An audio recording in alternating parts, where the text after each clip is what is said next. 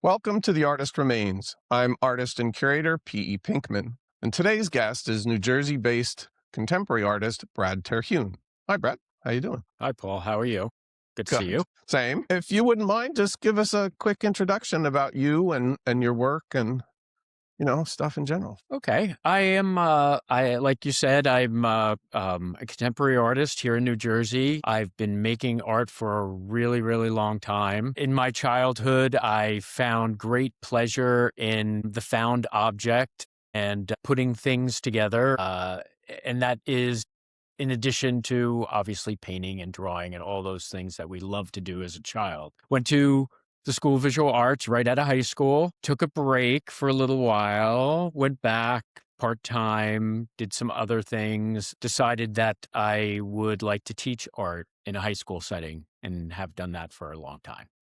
Wow. Um, uh, Collage is my main thing, as you know, for a long time, hearkening back to that childhood gluing things together. But painting has kind of, as you can see behind me, has kind of taken some interest again lately, in a great way, I think, for myself. But yeah, photography is another interest of mine as well. So I'm going to jump in with a question that may be a little bit challenging. Because you've done a lot of collage work and photography work, it seems to me that it might be a little bit easier to think of AI as another tool, because when you're collaging or when you're using equipment to photograph, you're using another, what's the word, like an element that you didn't make. Like in the case of the camera, you're using this equipment. In the case of the collage, you're using images that someone else created. So I wonder if you would talk a little bit. Have you thought about it that way? Do you think about AI in relationship to your work in any? I do. I remember actually one of the first conversations I ever had with anybody about AI was with you, and you were a little bit ahead of me as far as what what we were looking towards. I've kind of kept things very separate. My painting separate from my collage work, separate from photography, and I've always been kind of a purist as far as collage goes, in that I really only used found materials in their original state. I was not printing Interesting. things off the internet. I was not putting anything through Photoshop. I wasn't doing any of those things. As far as AI goes, as far as me using it, I understand I've had some great conversations with artists recently about it. One painter where they use it to start a painting and then they kind of move on from there. And I know that this is a big concern with artists as far as what kind of effects this is going to have on the art world in general, whatever Right. that might mean. I think, personally, I think any concerns that we have about AI, I think the the implications are really kind of bigger than art in general. There's a For lot. sure that. Yeah, there's a lot that could go wrong here. I think there's and I know that the argument is now is how much you regulate this, and how could you control an artist that is going to rely heavily on AI and be in competition in a sense with an artist that is doing everything by hand. I don't know. It's a really hard thing to say. I know a lot of photographers, and if I could make an analogy, I know that, I mean, I'm sure you know a lot of photographers too. They can be purists, they can be Right. gearheads, and they Totally. have a problem with digital photography, Right. And I think you might have used the word tool before Right. for these things. And I think, in a sense, we do have to embrace certain aspects of technology. I mean, they say that this is the biggest thing since the industrial revolution. What's happening here with AI? So, as far as for me, I haven't really used it beyond any kind of writing. Mm-hmm. I don't find myself interested in using it to create images, not yet. But I don't know. It's obviously it's ramping up very, very quickly. So there's an interesting thing. I don't know if you've heard about this. I'm going to paraphrase or back up a little bit. So in a prior video, I had a conversation with Vince Salvati, who you know quite well. And Vince mentioned in that interview, well, one of the things that differentiates the human aspect in art from artificial intelligence is the ability of the artist to apply paint to add texture and character within the surface of the paint. But as you can imagine, this is now changed, right? So they've developed an actual physical robot called Ada, AI-DA. And Ada paints. You talk to Ada, and Ada has, just like an artist, a studio with all kinds of materials there. And Ada is programmed, I guess. I'm not sure how one approaches it because it's way more than programming. Right. Paints on a surface, and she grabs paint and she does different things. Now, the only things I've seen Ada produce are abstract pieces, and they do tend to have a certain characteristic, but it seems like just like any artist, Ada is going to be continuing to learn from their development.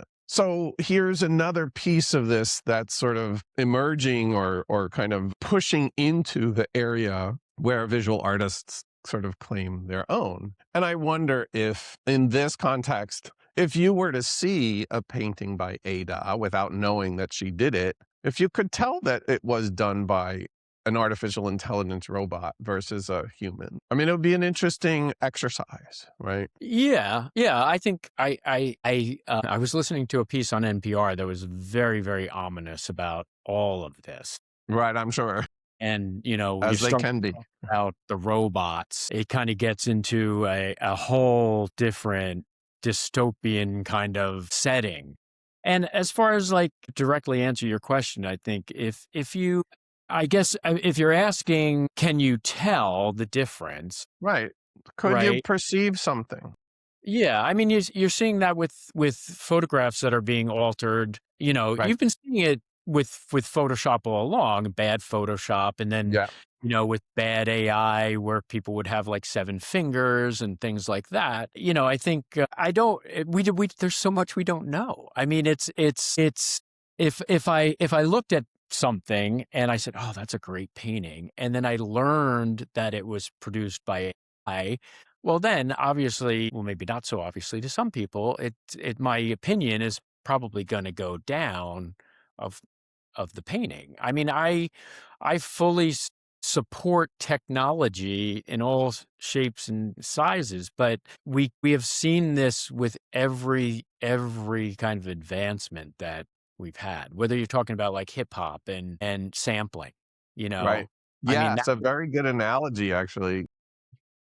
And I've had people say to me with the fact that I'm taking images, like you said before, images that somebody else has produced and I'm altering and maybe changing the context of them. People have asked me, aren't you afraid you're going to get in trouble or Right. it's like, well, it hasn't happened yet. There's these sort of loose rules surrounding that. I think for the most part, I tend to alter enough that I'm not infringing on anybody's, rights in any way. Right. I So wonder. yeah, I mean, it's really something to really kind of chew on and really kind of think about, which obviously you have. Well, I'm just processing it because, so in my own work, for years now, I've used photography and the computer, right? Photoshop and other related kinds of programs. And for years, I would never have done that. And I didn't because I wasn't being true to myself as an artist, I Right. wasn't being that craft person. But at some point, I was like, I'm hamstringing myself by not using these tools. And so, on the one hand, I feel like artificial intelligence is just another tool. On the other hand, there is this thing about tactility, Yeah. and I wonder if we can talk a little bit about this idea that comes to mind all the time. When I think about artificial intelligence, I think of it as a system that takes references from all through history and then creates things with that information. And humans do that too.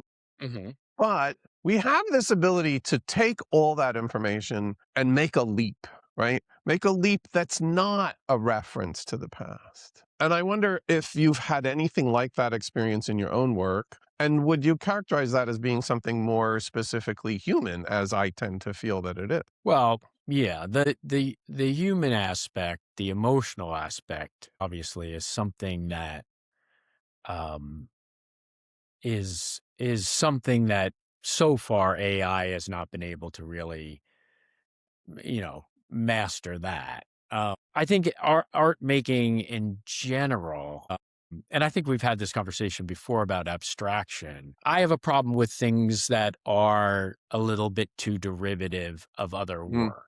I right. try to be authentic. I try to be real. I think it's a lot of this has come with age as far as like, just doing what the heck you want to do.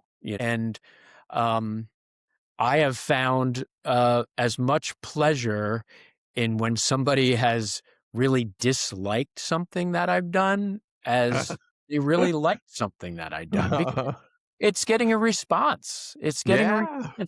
it's as I have always told my students, it's like art is a two-way street. We can sit in our studios and we can make things and we can either share them with the world or we can not. Yeah. I guess the biggest issue that I have with AI is kind of a similar thing that you hear from graphic designers. I mean, once these tools become available to everyone, everyone thinks they're a graphic designer or everybody thinks Yes. they're an artist Right. because they can. Especially now with AI, I mean, Oh right? yeah. And how many so, I don't know what kind of effect that could have on the art world in general, as far as, Interesting. as the individual artist, I think will always survive. Humans want to make things. People want to express themselves. People are going to write songs. People are going to write film scripts. Have you read this? I believe his name is Josh Klein. He wrote an article about New York and real estate and art. And No. no, it's quite a piece. It's been making the rounds. It was published, I think, in the publication in October, I think it's called. And I think that too, there's a lot of in this specific article, he's talking about, the effects that real estate and the cost of living have on artists in New York and Los Angeles and other cities as well. Super important.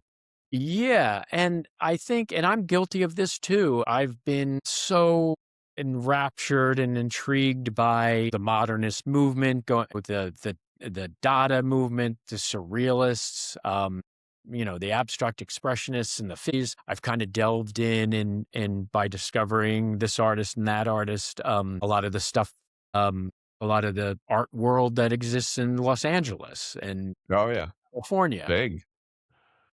And I think we're tied to there's this sort of romantic ideal of the artist, of who they are, Yeah. how they live and how they dress and the bohemianism.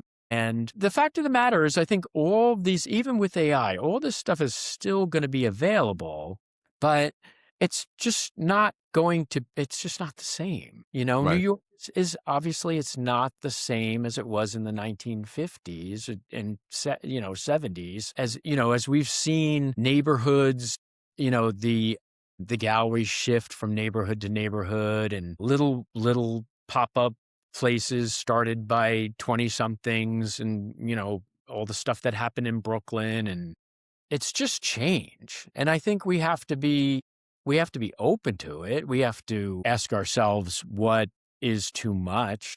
I mean, I think we're asking ourselves that right now in a lot of different ways. Right.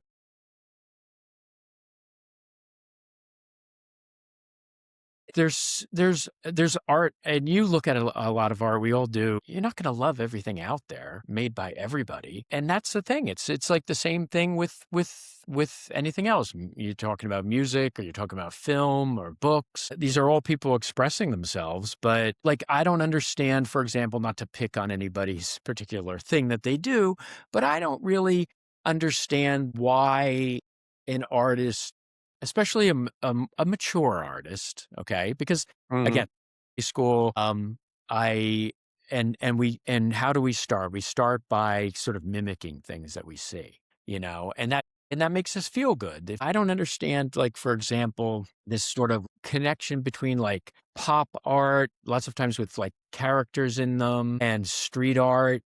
Mhm. do you know what I'm talking about? I don't wanna I name do. names, Yeah. but it's like, I don't understand after a certain point why an artist would wanna continue to work that way. Well, this is a good segue. What's your motivation for being an artist? Like, where did that start for you, and why do you keep doing it?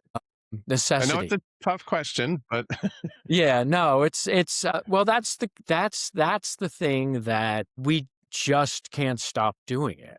And, I found as my work has changed, lots of times it's the materials themselves that have kind of, especially with a lot of the collage work, it has been the materials that I've kind of the term I use is hunt and gather, which I don't do too hard. I kind of like to let things fall into my lap a little bit. right. Like I'll be in a thrift store, or I'll be or somebody will give me something, or I went to an estate sale last week and I found some interesting things. But I think ever since I was a kid, there's artist blood in my family with my mother and aunt on the other side, and we have musicians and all kinds of things and all kinds of different artists in our family. And I'm sort of long past the idea that any of this would make a living for me. Interesting. You know, I had Do you re started out as do you remember a time when you made that leap, or did you always feel that way about it? I think it kind of happened early on, actually. Interesting. Part of the reason when I was at the School of Visual Arts, I was an illustration major at first. Mhm. Well, I was an illustration major, and I was trying to be, I guess, I do. I'm a Virgo, and I for all the art side of me and that kind of thing, some things creep in as far as being practical. And Right. what I really wanted to do is I should have, or what I should have done is majored in fine. But I didn't want to do like what we called commercial art back then. Mhm. Graphic design. So I thought illustration rides this interesting avenue like between them. And first of all, I don't think I had the chops for it, and grew kind of, disillusioned with it. And so that's where my break came in, taking a break. But I realized, and talking about all the romanticism before and reading all the artist biographies and that kind of thing, we understand that it's going to be a struggle in a lot of different ways, whether Right. it's a financial struggle, and artists very often, I mean, 99% of them have to find some kind of income stream that will help you do what you want to do, whether it's related to the arts or not. That was part of the reason why I decided to go into teaching, because at least I was, making stuff with other people all day long. I, I I I think I let that kinda go a long time ago. And does it make you feel really good, and is it really a boost to you if you do sell something? It certainly is. But at this It's point, I'm interesting that, being a teacher, I mean, even in the way you characterize it, being a teacher is, in the art field, such an important part of being an artist, and there's a long, long, centuries-long tradition that artists have participated in.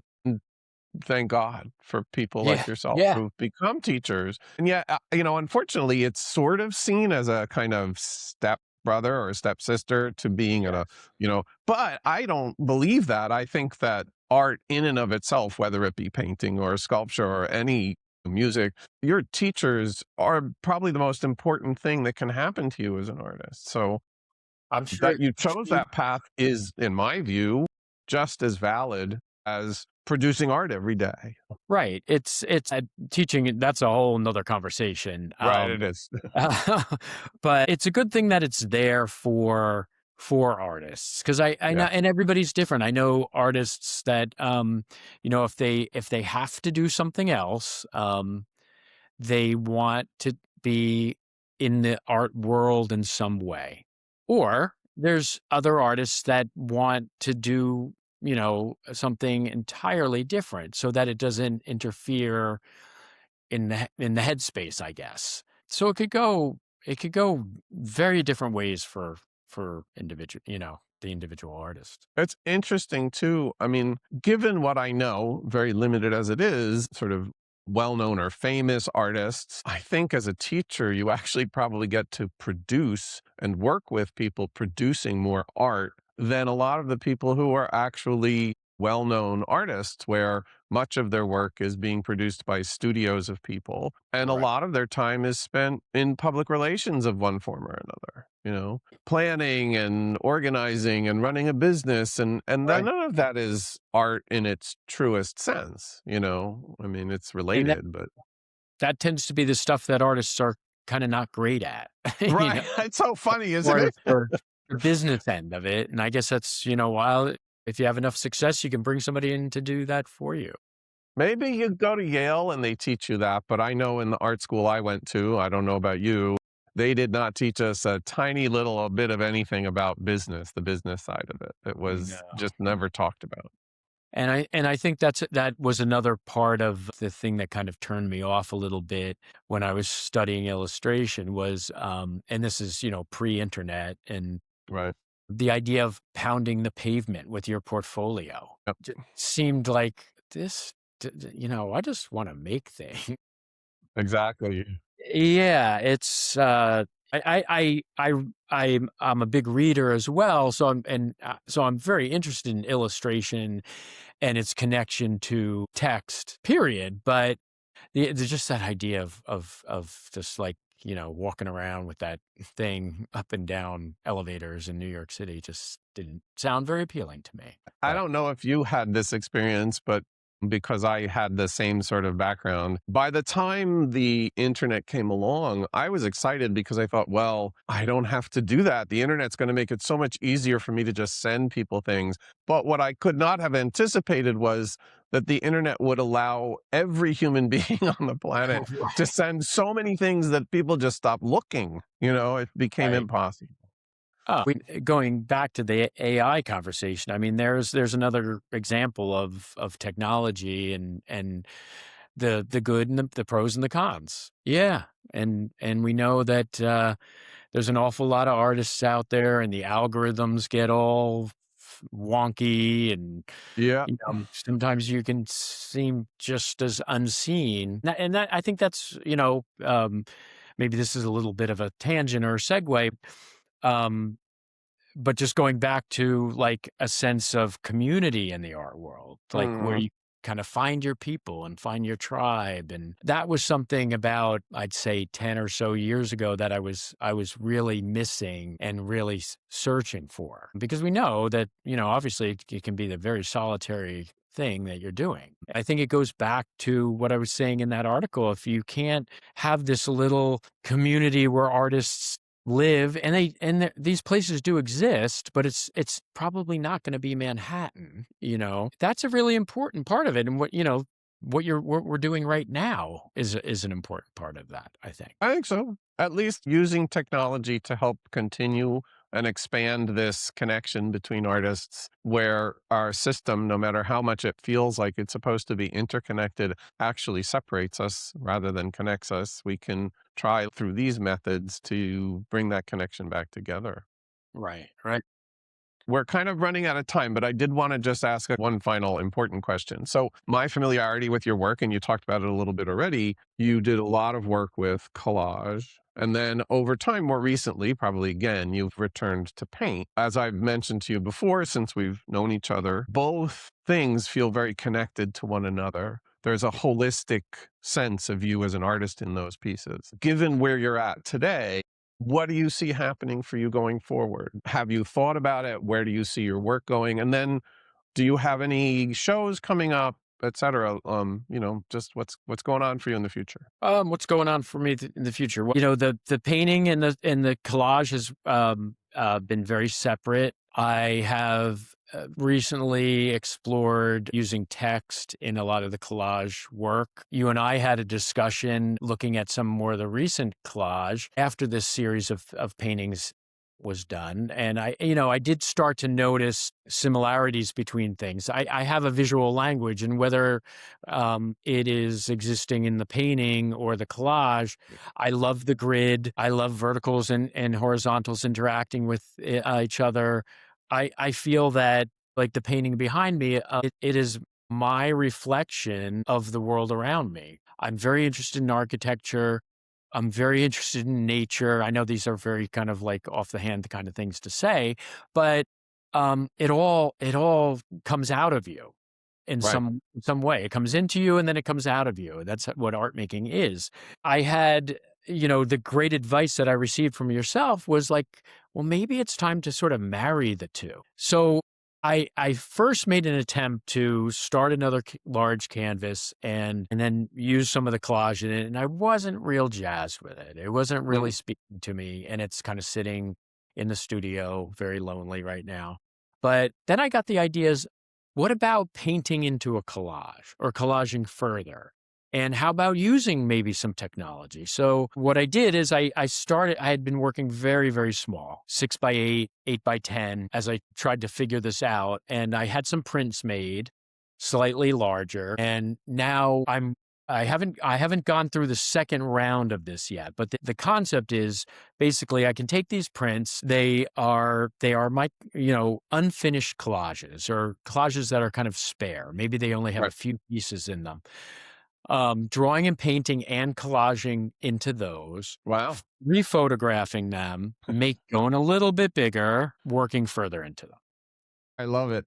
Even though I was disillusioned with that canvas and where it was going, if I hadn't done that and made that quote unquote mistake, is it wouldn't have led me to saying, "Hey, I got to find another way to do this because I really like this idea."